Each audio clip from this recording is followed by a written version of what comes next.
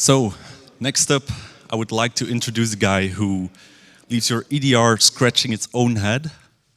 He scares even your SOC of their own browser. He's a pen tester at PwC Greece. Please welcome Efstratios.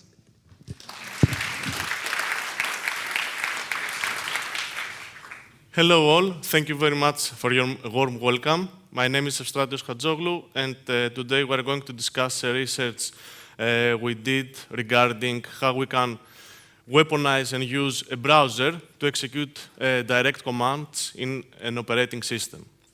In a summary, we use the native messaging API of the browser, and we weaponize it to make it and execute direct commands. Having a short introduction, we see here a small comparison regarding command and control servers. We have some positive and negative facts. Of course, I believe that we're all familiar with the most positive ones, like that we can achieve remote command execution, we can enumerate our target's network, we can, of course, escalate our privileges and exfiltrate data. But, of course, we have some negative facts that are related to scalability issues. Our model and most of the command and control servers are centralized. This means that we have a single point of failure in most times. And we most of the time use outdated post-exploitation techniques. But we tried here to amend some of these issues. For example, we created this C2 server to be decentralized. As we will see later on, we have an independence connection with each victim. We have very good performance, and we will only need specific and very few lines of code to weaponize and exploit the C2 environment and the victim. We can adapt and expand it. We will see here there is mostly of a proof of concept for our work, and we can expand it and add different obfuscated features if we need. It offers out-of-the-box persistence that we will discuss later on. And again, we have direct command execution and no shellcode usage. Of course, we have some negative facts here. One of these facts is that it has a complicated stage 1 installation. As we'll see here, we need different files to be installed in the victim's environment. It's in user access, but it's a bit complicated to install so many files in a victim's directory. And the process to create the direct command execution is a bit complicated too. We need for each, as we will see later on, for each command to create a different file. We have a few links here. The first link is the repository of the open source tool, if you want, one of you wants to look it further. And of course, the relevant study, we have released a research paper of this work. Regarding our threat model, we have, of course, the attacker outside the network. We assume that the initial access is already established for reasons that it's not in this C2 to be examined with. We have specific attack objectives to examine too, like command execution, data exfiltration, persistence, and lateral movement. Most of these cases are the same among different C2 frameworks, so we focused solely on this. Regarding communication, we try to use QUIC and HTTP3 as a new method to communicate with the C2 server. Of course, you can use whatever you want if the browser supports it, for example, HTTP1 or whatever you like. And the key point here is to use the native messaging API. It's the one that is responsible to using and directing and executing the command execution. Regarding tools and techniques, we use a malicious browser extension and a native application that we will discuss later on. A few words regarding native messaging API, if any of you is not familiar with it. Basically, it's a browser feature that allows us to communicate with different native applications that are already installed in the user's computer. Think of it like that. We have a browser extension installed, say whatever you want, say a Bitwarden or one password or whatever you like. And this browser extension needs to communicate with the native application, the application that's installed. They communicate and exchange data. This communication is allowed within the environment of the user, and it is a feature that is already supported by different browsers and different operating systems. So, a few words regarding the Covert Command and Control. We have the native application. Here we name it native messaging exe. The native app JSON file, that's the one responsible to allow us and give us access to the browser extension.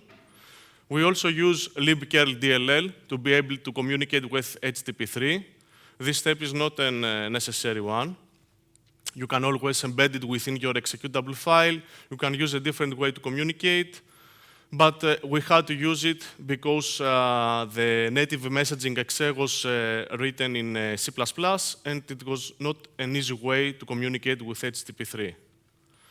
And of course, we use a user-accessible directory, so it should be noted that we do not need administrative access to establish our connection here, only user access.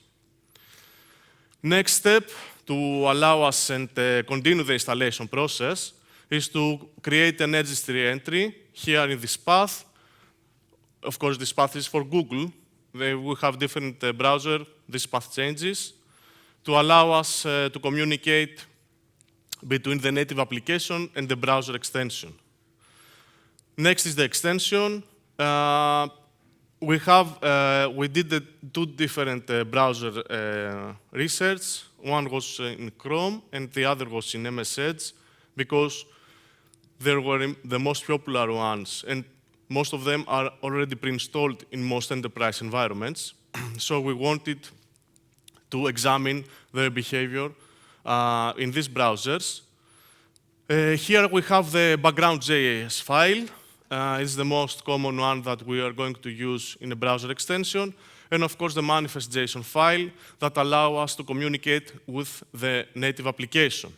Note that we have two JSON files to be able to communicate back and forth between the native application and the browser extension, and the registry entry. These three things must be aligned between them to be able to communicate between this traffic. We can get the extension ID from the secure preferences to the native app JSON file. To be able to communicate, the native app JSON must know the extension ID and to be able to find it. Regarding the browser extension installation, we observed two different things.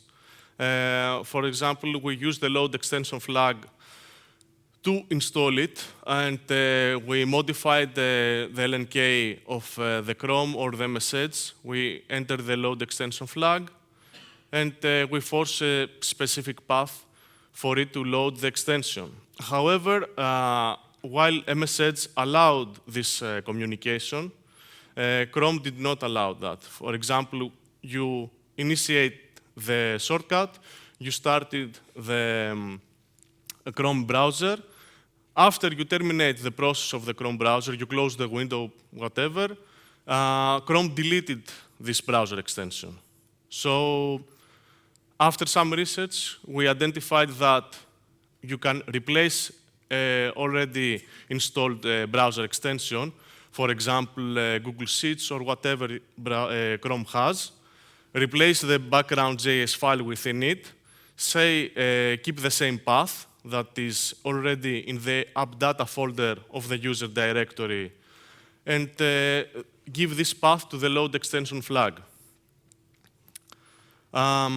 Next, to do it, say, more of OPSEC friendly and not aware the user of this process, you can use the headless flag with the user data dir flag.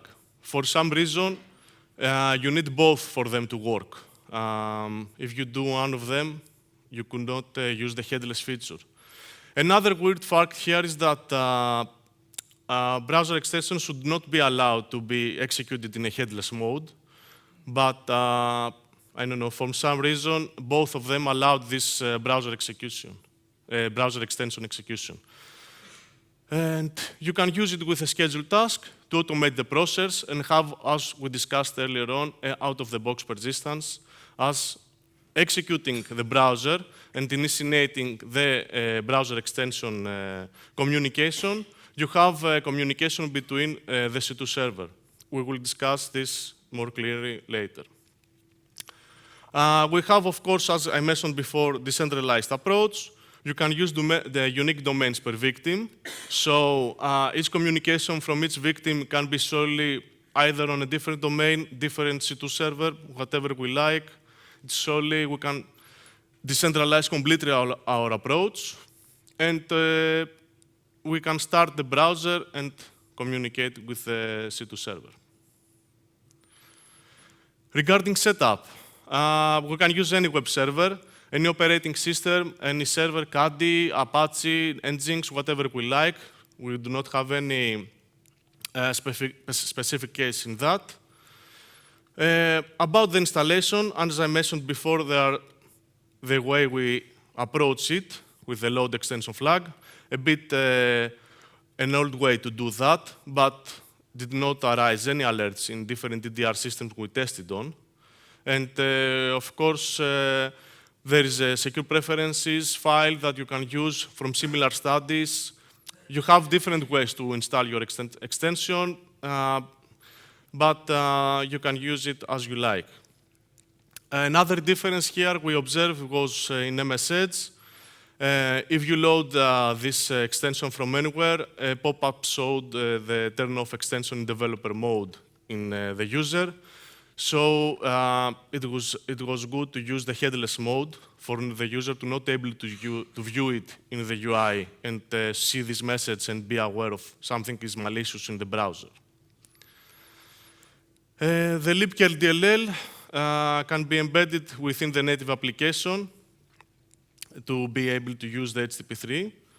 And as I mentioned before, the registry entry is needed and is required for the browser extension to communicate with a native application. Here we have a high-level view of the process and the communication between the victim and the browser extension, the native application, and everything else. We initiate the connection. The extension is like the middleman between the C2 server in the internet and the native application. The native application is the one that is responsible to execute direct commands in our operating system. And as we can see here in this communication, we diverse back the response of the native application to the C2 server in the internet and the attacker. Regarding our testbed, we have some versions here. It should be noted that I haven't checked newer versions of MSEdge and Chrome, so I did not know exactly if the newer versions will behave the same with the load extension and headless mode. But nevertheless, you can always install the browser extension manually and observe the results of the communication and experiment with it.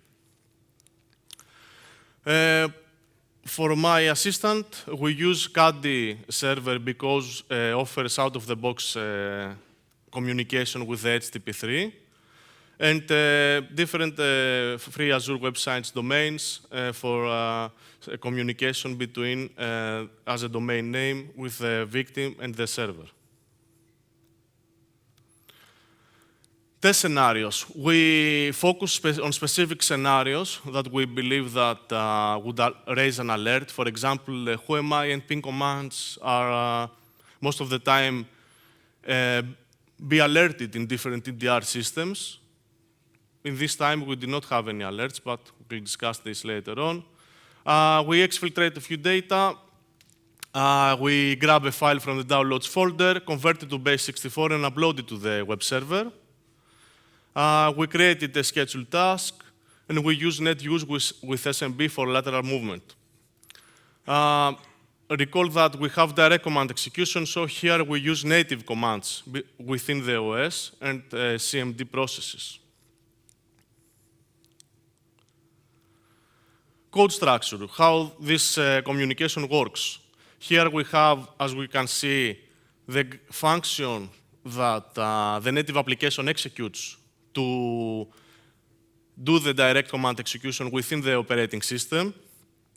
As we can see here, we have no obfuscation.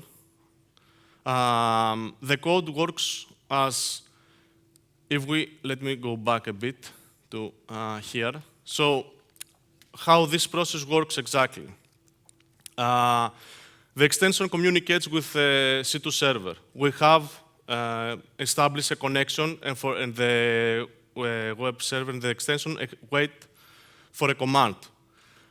The command we give it is either no or a URL. The URL will send it to the native application. The native application will download the DLL, execute the DLL reflectively. Within the DLL is the command we see earlier on, and we return the response back to the web server.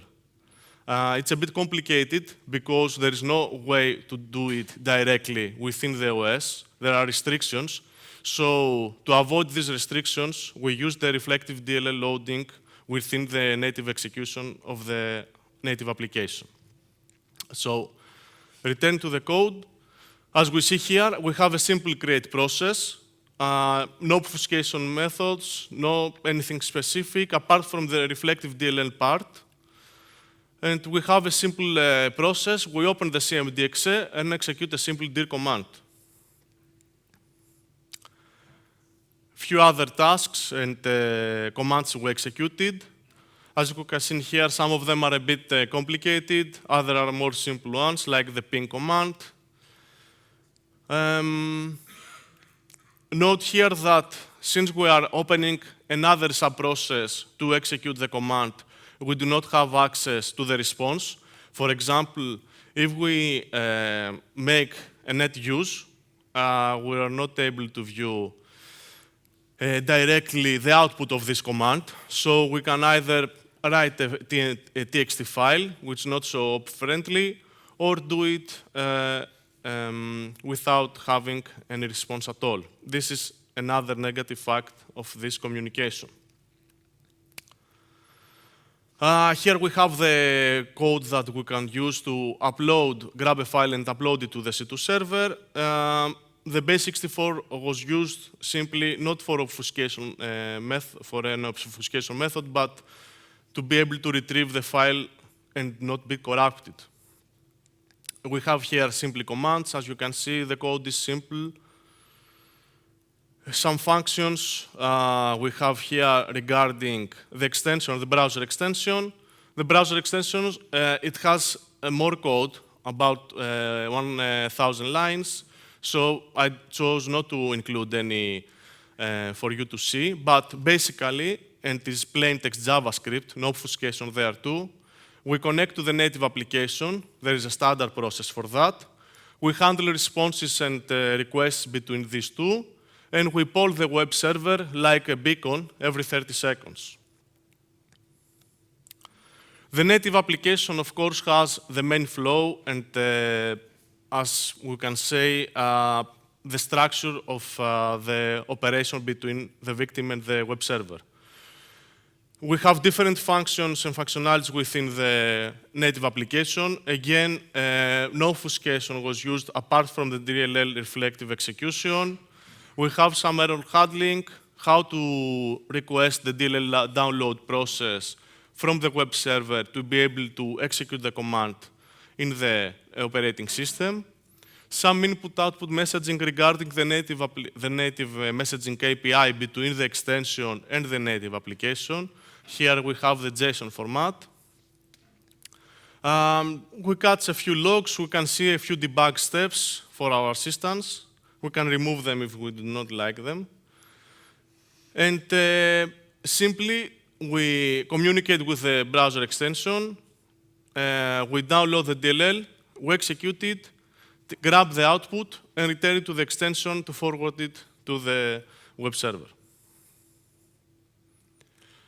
The web server has specific functionalities, and its endpoint is for this process. We have, for example, an upload directory that we can use to upload our files from the victim. And we can get the state and save the state of a victim, if it's alive or not, if it communicates back, when it communicates back, and so on. And as we can see later on, we can show the response in the web interface of the victim and the command we executed. Now, so here we have a simple web interface. This is like a home page. We have the upload directory path, the available files. When we last got an update from the upload functionality, the last time we got a file. And we have different endpoints that we can use, either to communicate with the victim, to view a response, to have a DLL and send it to the victim, and any other request we can have with the browser extension. This is regarding the data exfiltration.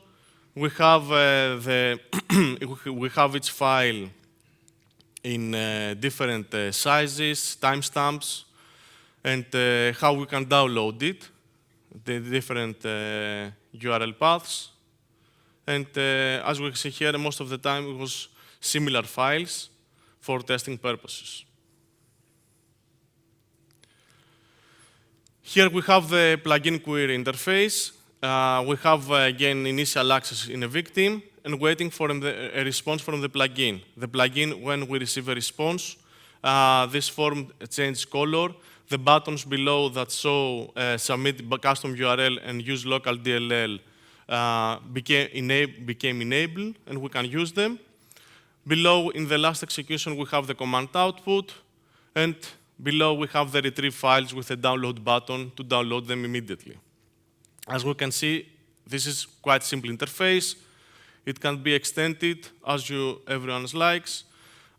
We do not move mostly to include futuristic features or whatever, because the main point of this study is to show a way to exploit the native messaging API and how you can use it to execute directly commands in the operating system.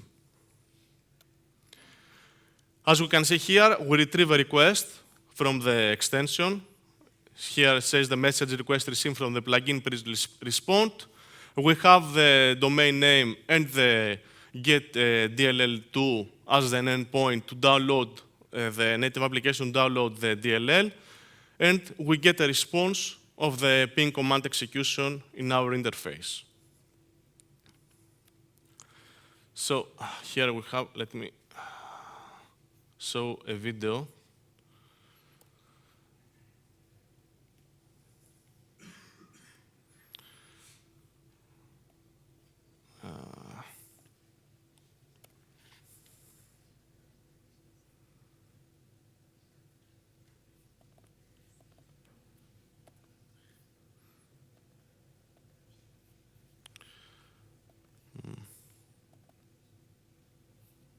Sorry, one moment, please.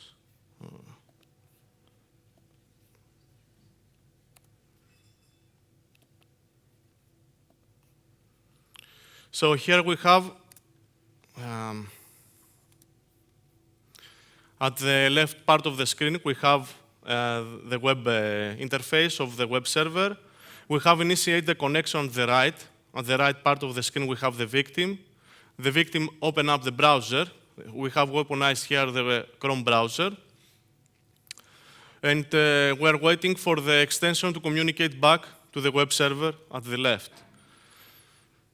As we can see here, the victim is not aware of this communication at all, even without the headless mode, cannot be aware of any interactions or any other issues. Chrome does not warn the user about this browser extension.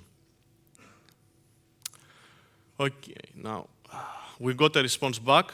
As we can see here, we have the response back. We enter the DLL, the URL we want the native application to download, and we submit it. We got a response back. So the command we executed here within the DLL was a whoami command, and we got back the response.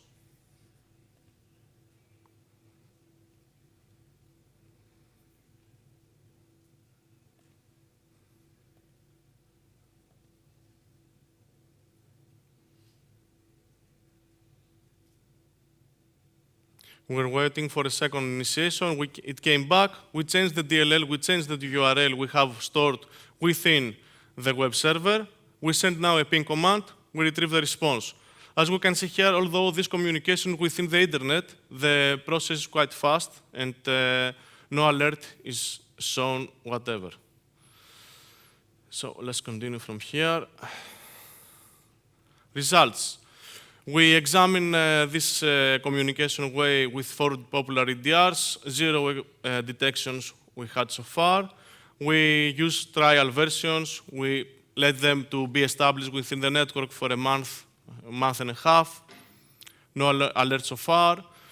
I believe because it's mostly that is an undocumented way of using and exploiting within an operating system. We also use direct command execution. So for some reason, EDRs are not familiar with that.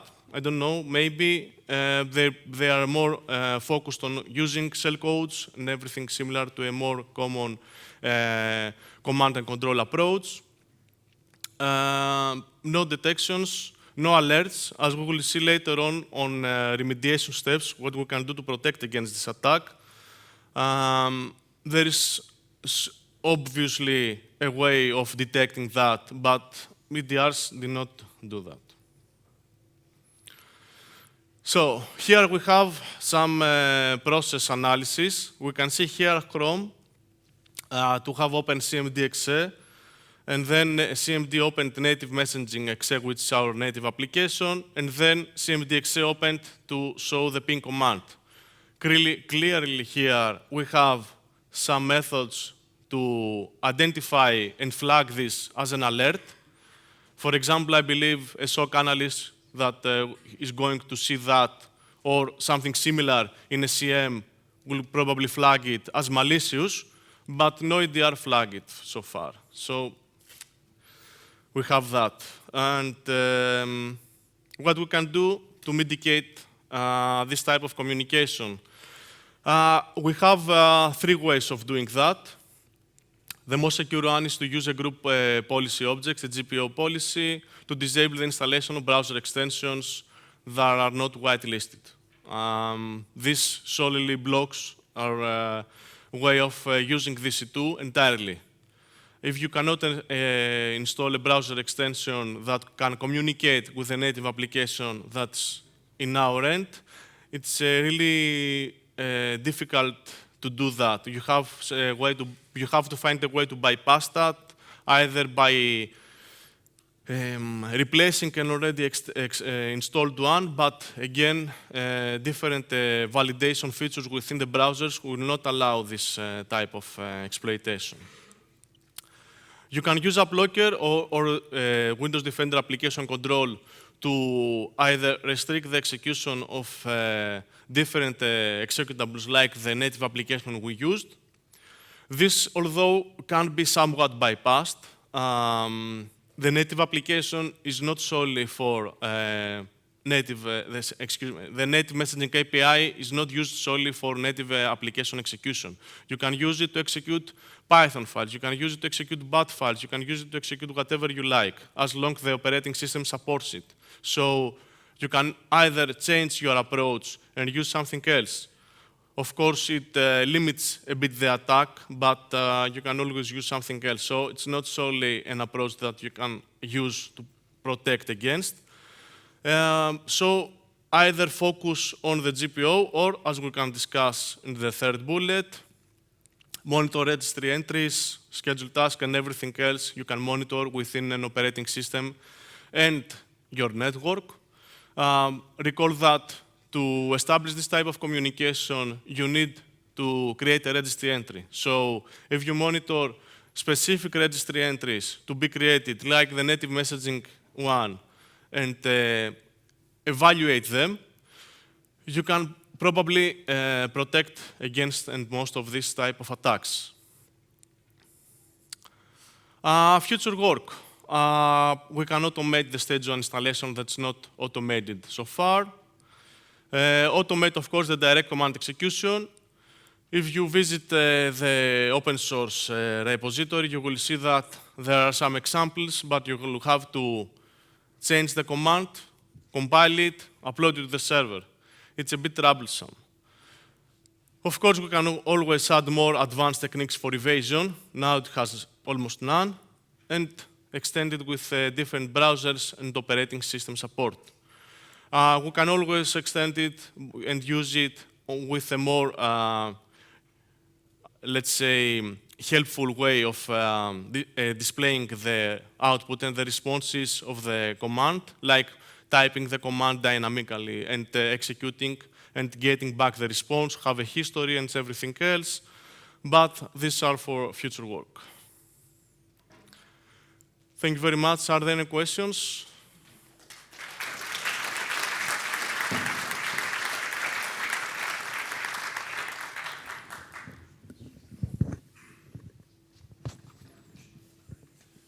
Does anybody have a question they'd like to ask?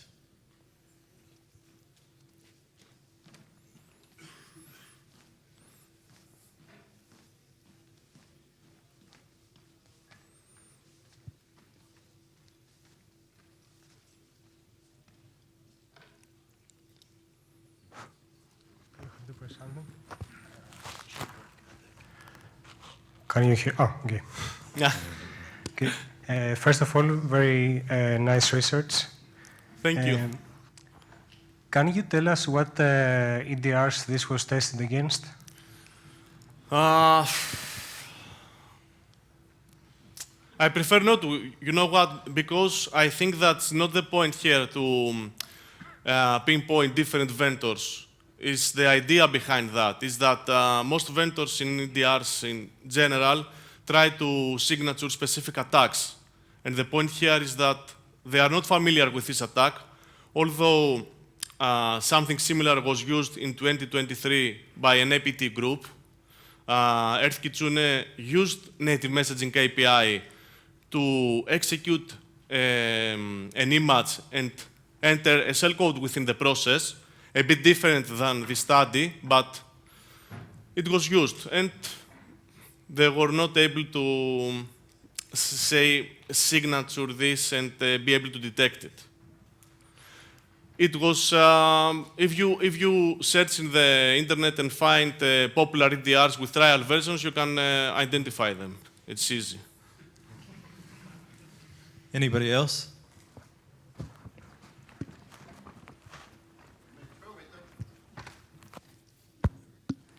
Hi, thanks for the talk. It was great. Thank you. You mentioned a lot of Windows research. Did you do any Mac OS research and see the same attack pattern working there without detection? I didn't hear you very clearly. Sorry. Can you repeat the question? Did you do Mac OS like Apple research for the attack pattern? Like instead of running it on Windows, did you Yeah. run it on a Mac? On Mac? Okay, yeah, no, but it can be used on Mac or Linux or whatever you want, since browsers support the native messaging API feature.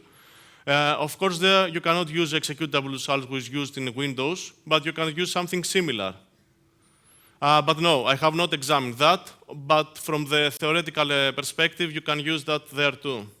There is no limitation, if we say that much. Anybody else?